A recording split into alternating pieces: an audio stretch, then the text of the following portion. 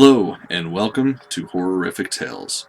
In this show, we celebrate the creations of independent authors and aspiring writers.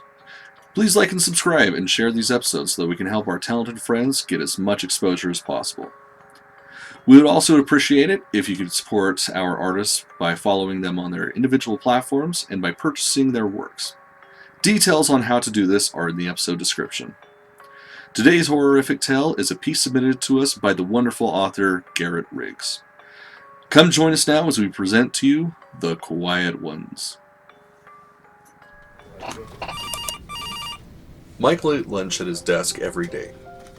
He brought in leftovers from the night before, a piece of shepherd's pie, takeout pizza, a beef and onion pie, lentil soup, and he warmed them up in the break room microwave. He used paper towels as pot holders and carried his steaming food back to his cramped little office and hunched over the plate, reading reports as he absently ate. He must not have been a good cook, though, because he always threw out more than half of whatever he had brought. Clara hated to see Michael bent over his desk, eating alone and working away. She imagined he was desperately lonely. The poor man was terribly awkward, shuffling down the hall, not making eye contact, and getting flustered when someone greeted him with a cheery hello. He was the sort you just wanted to fix up, she told her mother. Don't meddle in a man's life, her mother had said. You can't fix whatever is broken inside a person like that. Clara supposed her mother was right, but she could see so much potential in there. Like a house with good bones, or a fine piece of furniture that just needs new upholstery. Michael could be cleaned up and given more appeal. If he only took a bit of care about himself, everyone else would see what she saw.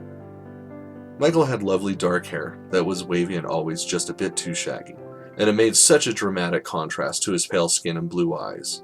Clara thought he looked like a young Richard Burton, or one of the glamorous Hollywood stars of the 1930s, a Clark Gable or a William Howe. All he needed was a good suit and a better haircut. She wished she could find a way to get him out of his shell. When the executive director was cleaning out his office, he enlisted Clara's help. See all these knickknacks, the picture frames and whatnot? See if anybody else wants them for their offices, he said. She found takers for almost everything, but there was still a multi-photo picture frame left at the end of the day. She picked it up and marched down the hall to Michael's office. He looked up when she knocked on the open door frame. Hiya, Clara said. Michael nodded and mumbled hello. Mr. Rhodes is having his office redone, and he wanted me to distribute some of the things he's clearing out, she said, and held up the picture frame. Would you like this? Michael looked at the frame and frowned a bit. What would I use it for? Pictures, silly, Clara said, and stepped into his office. You haven't got anything on your walls. Wouldn't you like something nice to look at? Michael shrugged. I'll leave it here then, she said, and propped the frame against the wall. Okay, he said, and looked at the frame for a moment, his brow still furrowed. I don't have a camera. I don't take pictures. Well, you could find some nice pictures on the internet and print them out, she said.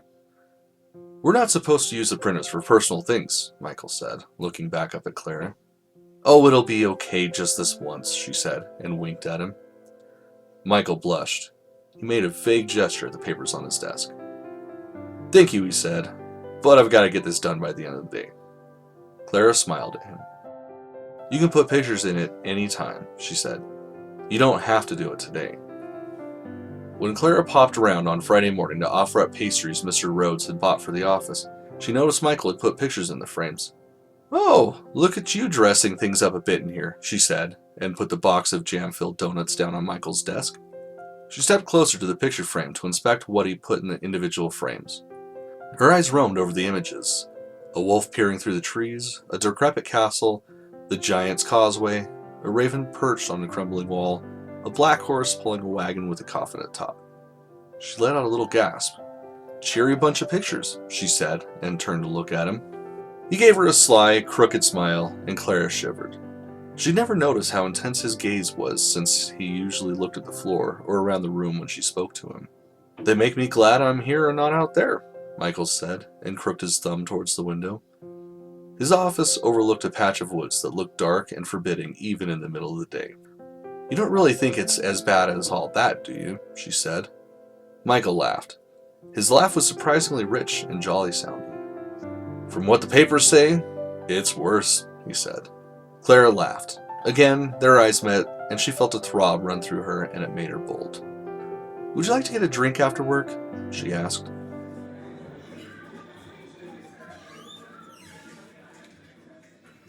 The Silver Slipper was steamy and cramped. Michael had ordered them both pints and a packet of crisps for Clara. "We don't want you losing your head with the alcohol," he said. "Go on, you," she said, but opened the bag. She was famished. She hadn't eaten since breakfast, with Mr. Rhodes ordering her around all day. The text alert on her phone beeped as she popped a crisp into her mouth. From her mother. "Going to Evie's tonight. Supper is in the fridge." She quickly texted back, "Okay, getting drinks with friends anyway." Clara scooted closer to Michael and held up her phone to snap a picture, just as he bent down to tie his laces.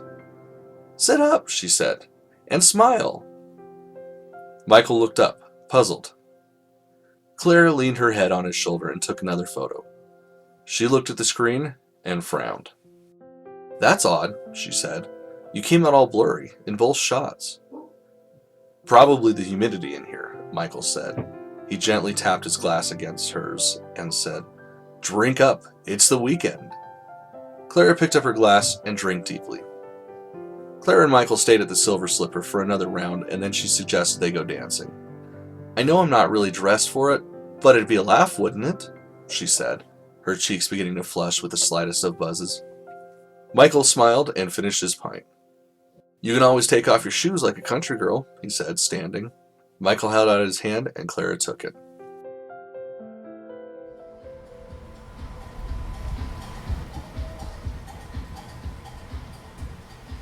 The club was dark and booming with music. Clara shimmied and turned on the dance floor in front of Michael, who had gone back to looking stiff and awkward. They had had shots of some trendy Fireball whiskey, and her blood was humming with music and alcohol. She backed into him and reached up behind her, pulling Michael's head onto her shoulder, then pulling his arms around her waist. She grinded against him. Smiling, she pushed harder against him and then broke from his grasp. Clara turned to face him and grabbed Michael's hand. She pulled him away from the dance floor and led him out to the dark night. They made their way down the alley, and Clara stopped and leaned against the building. She could feel the thump of the bass through the wall. She turned her face up to his and pulled Michael to her. He kissed her, softly at first, and then harder as she pulled at his hips. Clara sighed when Michael nuzzled her neck. His whiskers raked at the thin skin on her neck. "I don't know if I can make it home," she whispered. "You might just have to take care of me here." Michael's hands roamed up from her skirt. His touch was perfect, strong enough not to tickle, but not rough enough to hurt. Clara let her thighs go loose. She hoped they were far enough back in the alley's shadows to go unnoticed. All she needed would be to get caught in such an uncompromising position. Mr. Rhodes would fire her. Her mother would disown her. But Jesus, God, he knows what he is doing. She bit her lip and fell into him. Michael's hands worked like magic, and his lips traveled across hers again. Don't let him stop. He did that lovely thing with his stubbly cheek against her neck again. Only this time she felt the tiniest pinch against her throat, just as she felt the first wave of warm bliss go through her. Her legs were trembling, and, Jesus, what is he doing to me? Her neck was starting to burn. Clara started to get dizzy. "Oh, love, you have to stop," she moaned. "I think I'm going to be sick." Michael's head was pressed against hers. His arms enveloped her. Clara's eyes wandered up to the patch of sky above the alley. Dark clouds rolled across the moon. She felt very lightheaded indeed. "I need to sit," she mumbled as she slid to the ground, falling out of Michael's embrace. The clouds broke, and the bright moonlight shone down on them. Clara's vision was starting to swim. She felt wetness on her collar and saw blood at the corner of Michael's mouth. She couldn't scream. She was too weak. "I didn't mean to go so far," he said, as he bent down and brushed a lock of hair over her ear. "It's been so long since I've fed. I just lost control. You were a lovely girl, Clara." Michael kissed her forehead and straightened up. Clara mutely watched him walk off, blending into the night, and thought about the scolding her mother had given her at breakfast. Clara had been spreading butter on her toast and going on about Michael, telling her mother how she wondered what he did with his evenings, and that he seems like a smart, sweet man, but he's so painfully shy. It's just terrible. "Watch the quiet ones," her mother had said. "They're nothing but trouble underneath."